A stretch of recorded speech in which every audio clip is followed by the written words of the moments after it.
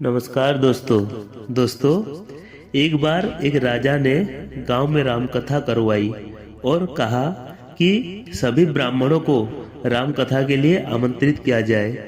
राजा ने सबको राम कथा पढ़ने के लिए यथास्थान में बिठा दिया। एक ब्राह्मण अंगूठा छाप था, उसको पढ़ना लिखना कुछ नहीं आता था।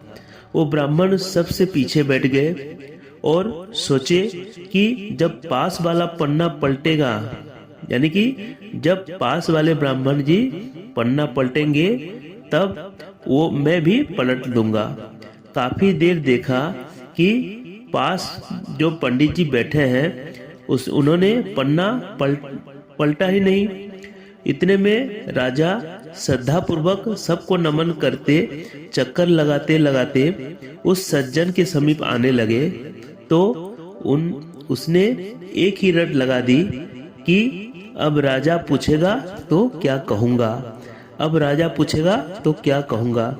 उस सज्जन की ये बात सुनकर पास में बैठा दूसरा पंडित जी भी रट लगाने लगे कि तेरी गति सो मेरी गति, तेरी गति सो मेरी गति। इतने में तीसरा पंडित जी बोले, ये पोल कब तक चलेगी, ये पोल कब तक चलेगी। तो चौथे पंडित जी जब बोले, जब तक चलता है चलने दे, जब तक चलता है चलने दे।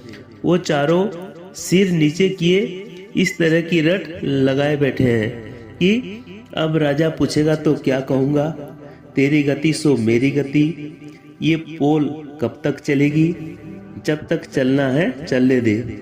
जब राजा ने उन चारों पंडितों, उन चारों ब्राह्मण के स्वर सुने, राजा ने पूछा कि ये सब क्या गा रहे हैं। ऐसा प्रसंग तो रामायण में हमने पहले कभी नहीं सुना।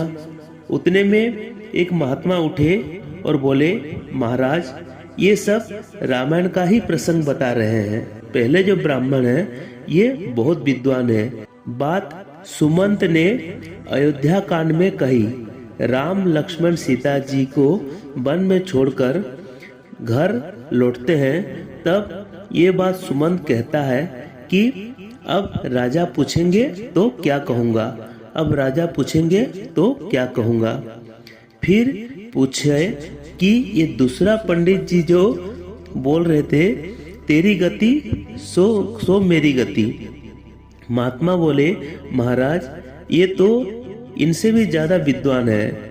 रामायण के किष्किंधा कांड में जब हनुमान जी राम लक्ष्मण जी को अपने दोनों कंधों पर बिठाकर सुग्रीव के पास ले गए, तब ये बात राम जी ने कही थी कि सुग्रीव तेरी गति सो मेरी गति।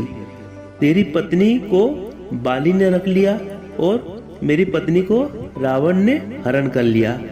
राजा ने आदर से फिर पूछा कि महात्मा जी ये तीसरा पंडित जो बोल रहे थे ये पोल कब तक चलेगी, ये बात कभी किसी संत ने नहीं कही।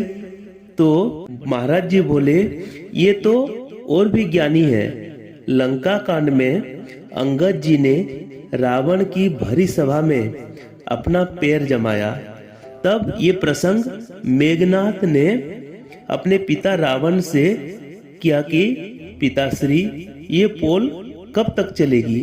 पहले एक बानर आया और वो हमारी लंका जलाकर चला गया, अब ये कहता है कि मेरी पैर को कोई यहाँ से हटा दो। तो भगवान श्री राम बिना युद्ध किए वापिस लौट जाएंगे। फिर राजा बोले, तो महात्मा जी ये चौथा पंडित जी क्या बोल रहे थे। वो बोले, महाराज ये इतना विद्वान है कि कोई इनकी बराबरी कर ही नहीं सकता। ये मंदोदरी की बात कर रहे थे। मंदोदरी ने कई बार रावण से कहा कि स्वामी आप जिद छोड़, सीता जी को आदर सहित राम जी को सौंप दीजिए, अन्यथा अनर्थ हो जाएगा। तब ये बात रावण ने मंदोदरी से कही कि जब तक चलता है चलने दे, मेरे तो दोनों हाथ में लड्डू है, अगर मैं राम के हाथ मारा गया तो मेरी मुक्ति हो जाएगी।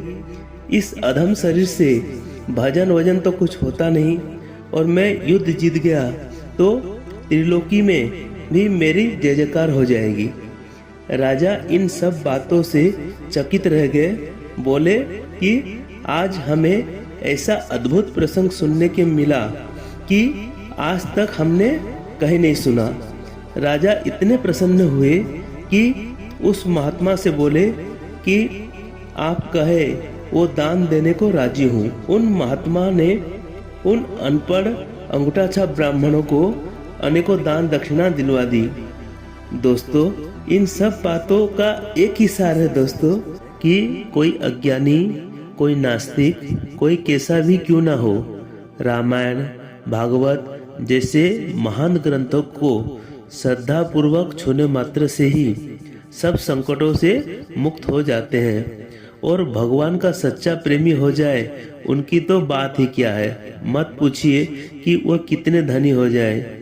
दोस्तों, अगर आपको मेरा ये वीडियो पसंद आया तो प्लीज़ मेरे वीडियो को लाइक कर दीजिएगा, शेयर कर दीजिएगा और मेरा चैनल मधुर वार्ता को सब्सक्राइब कर दीजिएगा। भगवती दुर्गा आप सबकी मंगल करे, इसी शुभकामना के साथ जय माँ दुर्गा।